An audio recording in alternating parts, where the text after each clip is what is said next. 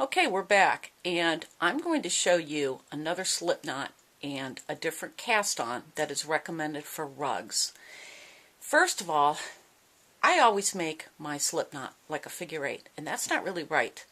Here's a better way of doing it, because it allows you to tighten up the first stitch by pulling on the tail. So if you take your yarn and you have your end of your tail right here in your hand, and make a loop so that the tail is crossing the working yarn like so. Then bring the tail under it so you make a little pretzel, if you will, a mini pretzel. So now here's the tail of yarn. It's coming over and then back under the working yarn. Now take a crochet hook, and in this case, because we're going to do a crochet cast on, or you could just pull the yarn, but we're going to put the crochet hook through. Then pull down and you have a slip knot. Now, leave yourself a long enough tail, because this is now, instead of the working yarn tightening the slip knot, it's the tail that tightens the slip knot. This is a little knitting trick I learned in a book recently that shows now how to make, so you can make that first stitch a little tighter. Now, to crochet your cast on onto your knitting rod, you are going to lay your tail up and bring your working yarn down and underneath your knitting rod. And the first slip knot is on your crochet hook.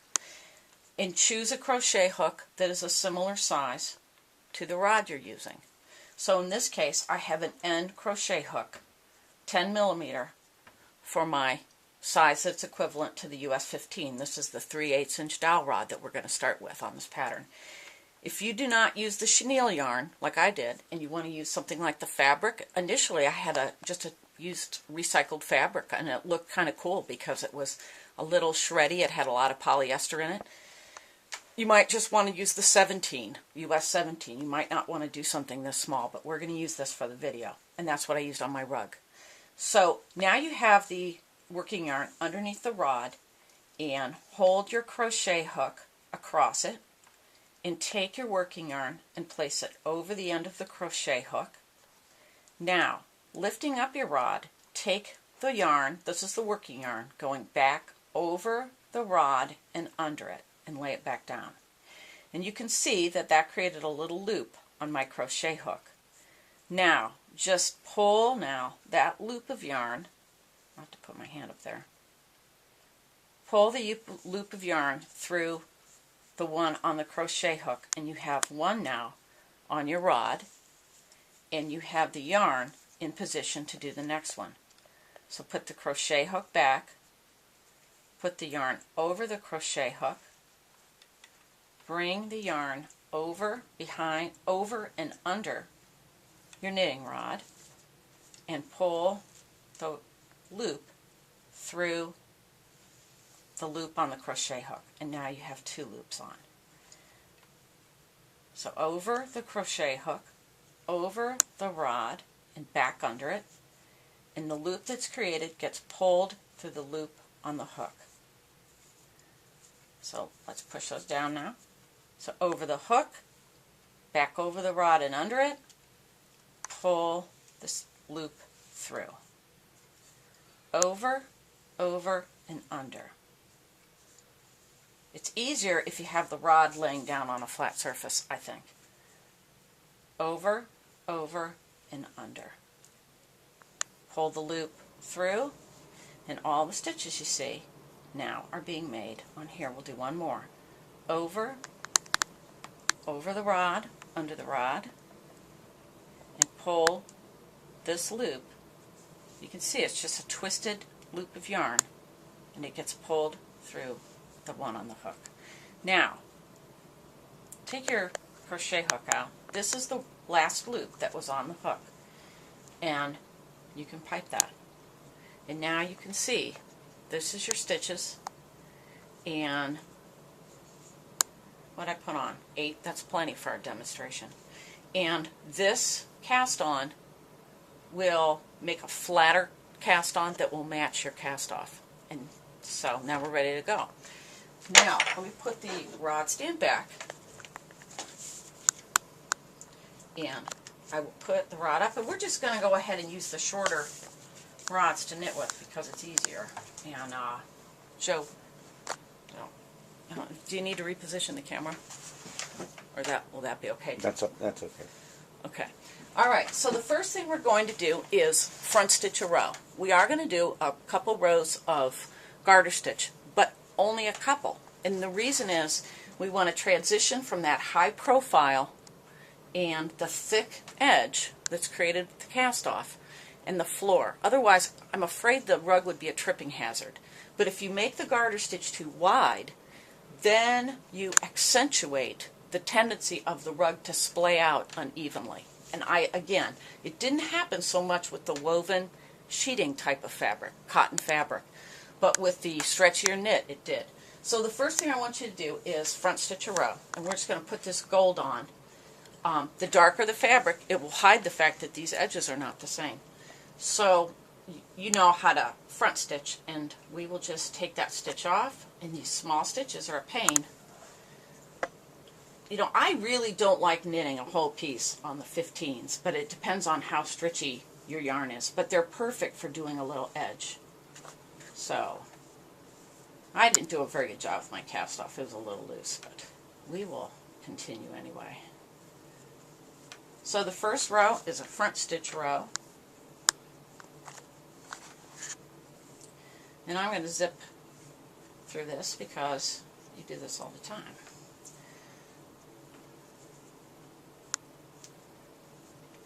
And the second row is a back stitch row.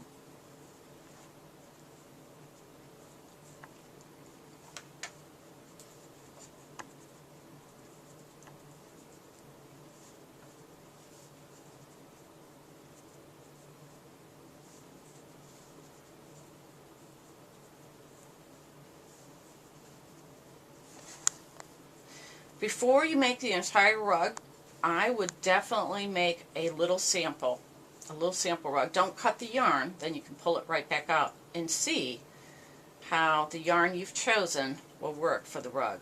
I wouldn't use this rug in a high traffic area either. I don't think that's the best use of a knit type of rug.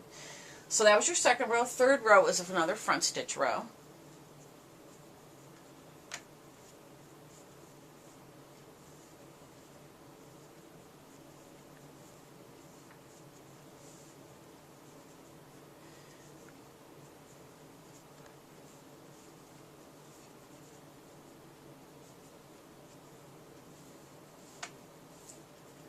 It's always easier on these smaller ones if you kind of push the yarn up through the stitch.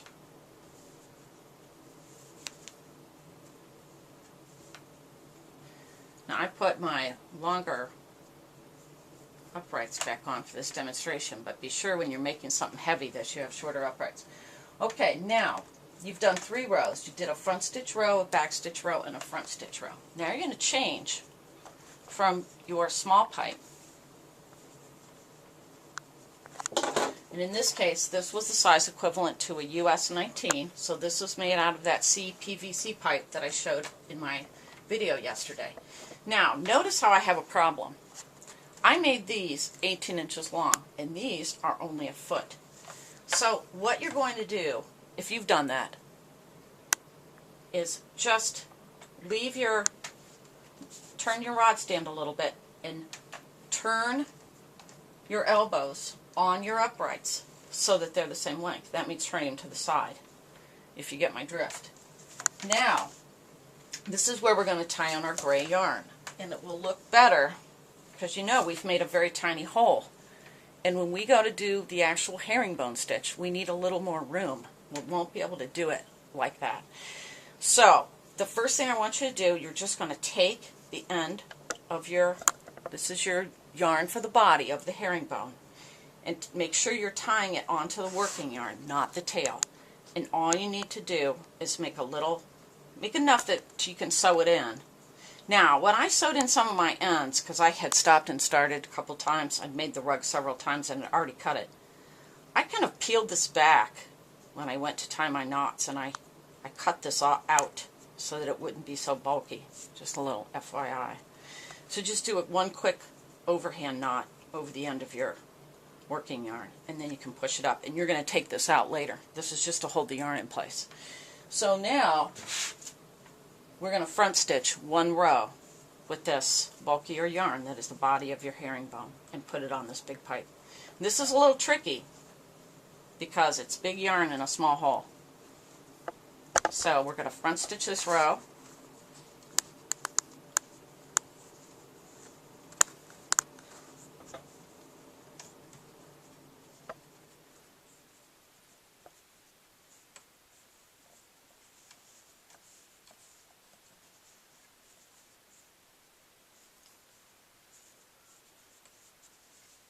Again, just as you take your stitch off, just push it up.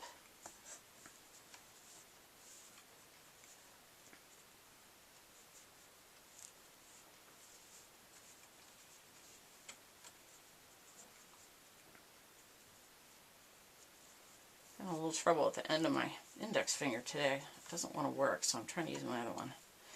Okay. Out. So now we're like that. One more. Now, take off your other little pipe and put on your other US 19. Bring your stand back to the neutral position. And you know, it's always better if your rods are the same length. You'd think that mine would be, since I do make these things. Alright, now we're going to begin our herringbone stitch. I made a little change. If you remember the cowl, we just began the herringbone with knitting two together through the back loop. I think it creates a tighter, nicer edge on that slipped stitch if you go ahead and knit one through the back loop by itself. So you can see we're, just like in the cowl, we're bringing the yarn to the outside. Now we did knit one through the back loop. Now we're going to continue just like the cowl and knit two together through the back loop. So I took 2 stitches off, the yarn is underneath, and I'm coming in through the back loop, bringing the yarn through, and do not make these too tight. We're not going to be able to knit a lot of rugs or a lot of very dense things on our stationary rod stands, but herringbone is one that can be knit because it doesn't have to be pulled tightly to make a dense fabric. So you want to make sure you keep those loose. So take off another stitch now, and you're going to knit it with the last stitch of the 2 you knit together. So here they come. Let go of the first one, keep the second one. This is just like the cowl.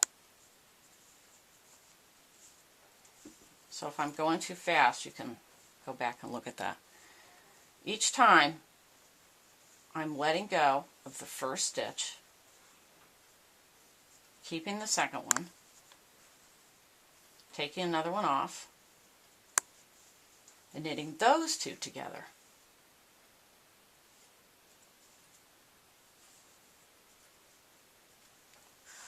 And now, just like the cowl, that last one was, when you go to pipe your stitches, if you see one spring up, you know that that one wasn't tight enough.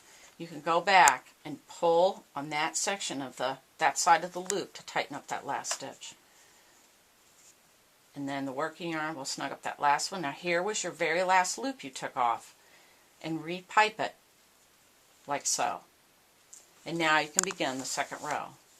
I'm going to turn this just a little bit. So again, the yarn comes to the outside. It's just a mirror image of what we did. And again, instead of knitting these 2 together, we're going to go ahead and knit the first one through the back loop. The one you just pushed that up on the pipe and slipped the last time. And go ahead and push this down, snug that up a little bit. Not too much. So there's your knit 1 through the back loop. And now we're going to knit 2 through the back loop and continue down the row.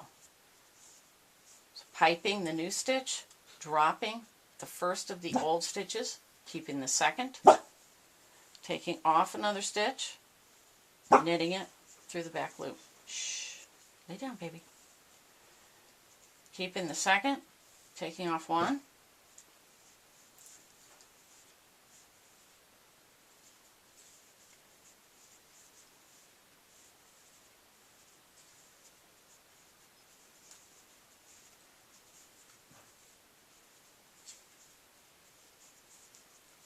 Now, if you didn't want to, depending on the kind of yarn you're using or what you're using it for, if you're going to use this as a seat cushion, you do not need to make this border that I did. But you could just start with the herringbone stitch and end with the herringbone stitch. But if you're going to have this on the floor, I think there's a tripping hazard without it. And you can see, in fact, let me take this off. You can see what happens. And once this whole thing is knitted, this will give some flexibility to the front. You can see how thick this is. And once the whole thing is knitted, then this will, that's why I chose the chenille too, so it would drape down a bit and keep you from catching your foot under there. It's not going to happen on the side. It's the end that's a problem. But if you make this too wide, you can experiment, depending on the kind of yarn you're using. And experiment, and put this back up. And you might want bigger rods to start with. You might be able to get away with a little deeper. But the longer the garter stitch area is, and I would increase by 2 stitches, the longer the garter stitch area is, the worse it's going to look. So let's knit one more row. Okay, we're going to knit another row or 2 of this herringbone, but before I do, notice that I've made a mistake. I started with 8 stitches, but I've only got 7 on here. And when I look, I see 2 stitches around my last stitch. And I forgot to repipe that because I was yapping. So we're going to repipe it now. So just pull it up, bring it up to the pipe before we begin to knit again. And now we knit 1 through the back loop, pipe it, knit 2 together through the back loop, drop the first stitch, keep the second,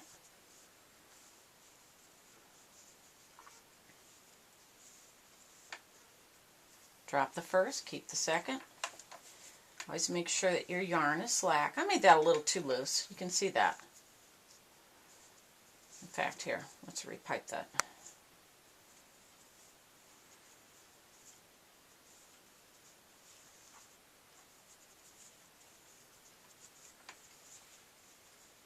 There we go. I think those are on there straight.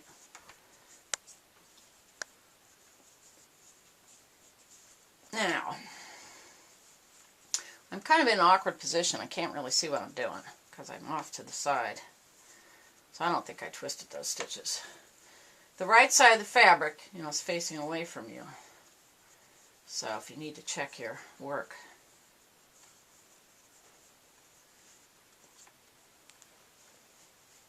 Those are okay. Now, here's what we're going to do. We're going to pretend we're almost done with the rug. Now, I had 36 stitches on for my rug, 36 stitches, wide, and each row took me about 4.5 minutes to knit, and it took about 10 feet of yarn. So you want to keep an eye on your ball and make sure you have enough, because we're going to pretend we're done with the rug now, and we're going to do our next border, but we have some steps to do before there. What we're going to try to eliminate, and we will with these next couple rows, is we're going to eliminate this right here, where basically the herringbone got untwisted by the garter stitch. So you want to make sure that you've saved yourself enough yarn to do one more row of herringbone. Won't have to be quite as much yarn because we're actually going to switch back now to our smaller pipe. And so here we are again in our same predicament. So this time we're going to have to go that way. You just turn your stand. And this time, if you don't go back to this smaller pipe for your last row of herringbone, when you begin to use the edging yarn, the finer yarn again, it will make that last row of herringbone a little too loose. And so that's why we're going to go to this. So we have to knit one more row of herringbone, same as before. And you can either use the 17s or just knit this fairly loosely. Because you're going to do one more row of herringbone, but it's going to be with the other yarn. And now knit 2 together through the back loop. Drop the first, keep the second. And knit that through the back loop.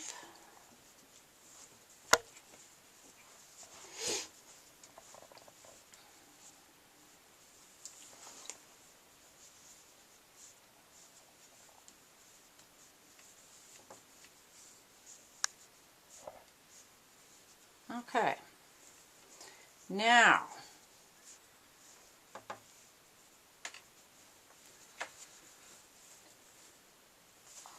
go ahead and take this off.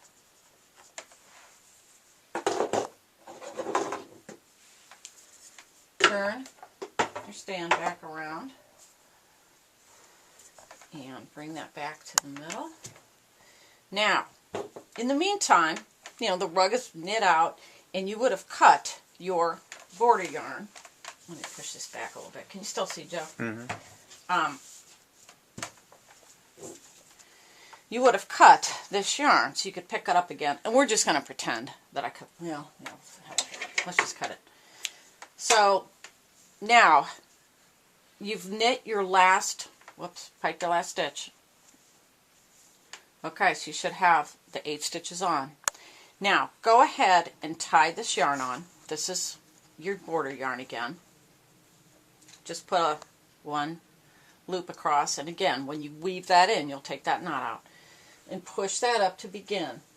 And we're going to knit one more row of herringbone.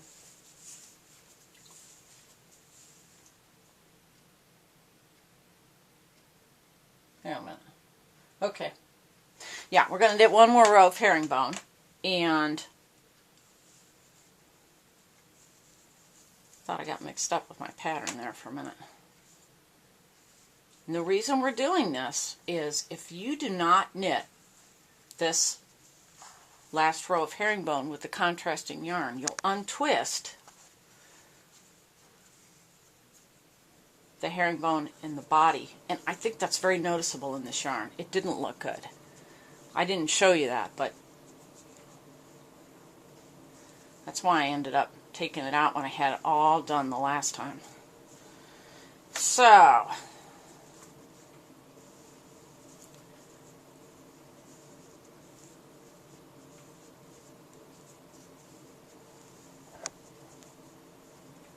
and there's a little trick on this row, and you'll see in just a minute. We have to do something special. Now, look what happens if I would try to repipe my last stitch as I would in herringbone. It doesn't work because now the color's messed up. So here's what I'm going to show you to do, or show you how to do. Take your last stitch back off. Well, actually, you can leave it up there because it might help show you where this needs to be. Look at your last stitch here. Take a small crochet hook and follow the yarn that this last stitch that you just repiped. Follow it down and you will see that it goes through the gold yarn, through here, and this is the other leg of this stitch, right here. And what I want you to do is put your finger through that leg of that stitch. In fact, do it this way so you can put the yarn back over this way. Okay, so it's traveling across the back. And now I want you to remove this stitch, and keeping the yarn here, I basically want you to fold this together. You can think of it like a little yarn sandwich, and take your gold yarn, or your border yarn, and now knit that together through the back loop. And pipe that. And when you do, and turn it around, this is what you're going to see. There'll be 2 stitches here. You know, you won't see that same, but you won't see that. What you would have seen is that would have been the wrong color and there was a gap there. So by taking that stitch, and we're going to do it again, and this is sort of a knitting needle trick too you can do on your last row when you're casting off, is catching that leg and knitting 2 together with the thing above, if you know that trick from knitting needles. So let's do that one more time. This was up on the pipe, or would have been, had I repiped that last stitch of the gray herringbone. And all I want you to do is keep the yarn, whether you're working on that side or this side, because we're going to knit 2 together through the back loop again. But we're going to knit it together with its leg, and you're just going to remove it. and make sure that it's the other half of the stitch. You can pull on it if you want to, just to make sure that you know it is what it is. And fold it together with the yarn in between. Remember, you've already knit this portion. And you're just going to come in from behind.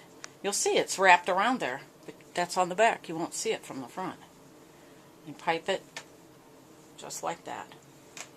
Now, let me check my little list here. Now, we did that, and now we're going to front stitch one row with our gold.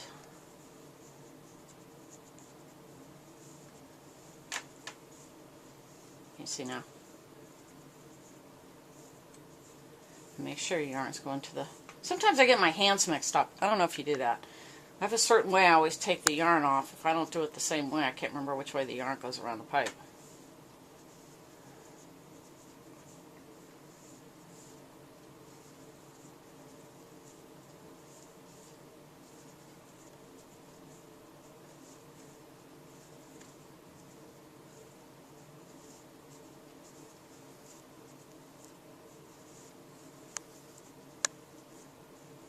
Okay, and now we're going to back stitch one row so the yarn comes back through the middle and up.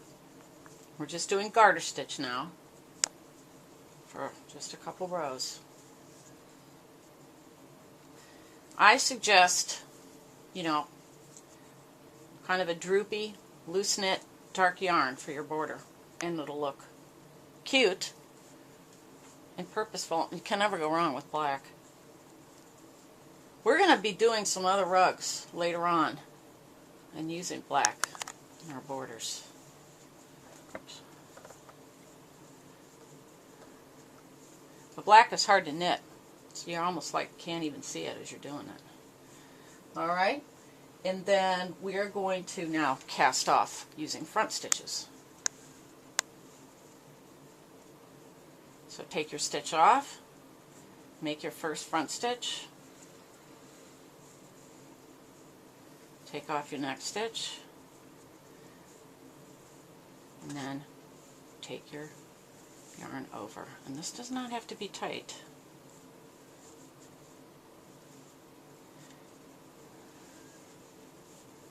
You want to be consistent.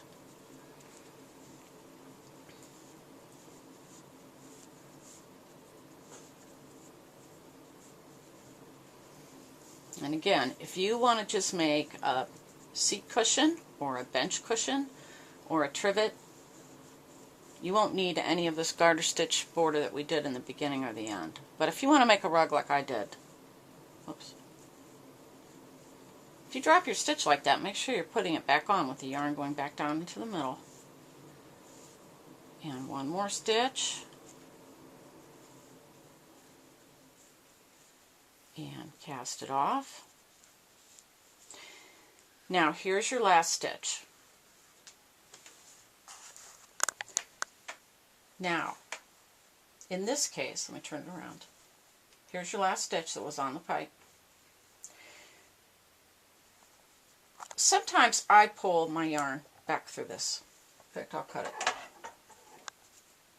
Totally depends on the pattern. You know, I thought I was crazy because I always take my tail and I put it through my last stitch before I fasten off. But I'm not crazy because lately I've seen people do it over and over again. So it depends on the piece, I think, and whether or not you need to gather up those stitches. I've also seen people pull it through.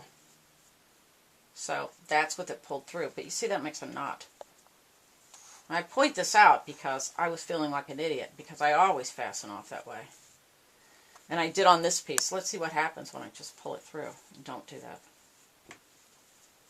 You could do that too. But you know, that kind of makes a funny little hump. You're almost better pulling it through. Yeah, that looks okay too. At least it doesn't make a knot. But anyway, that's how you would do it. To put on a border. And now you have a piece that you can see that these ends aren't exactly the same. But you won't notice that as much as you would notice if the herringbone stopped and untwisted itself on the last row. Thanks for watching.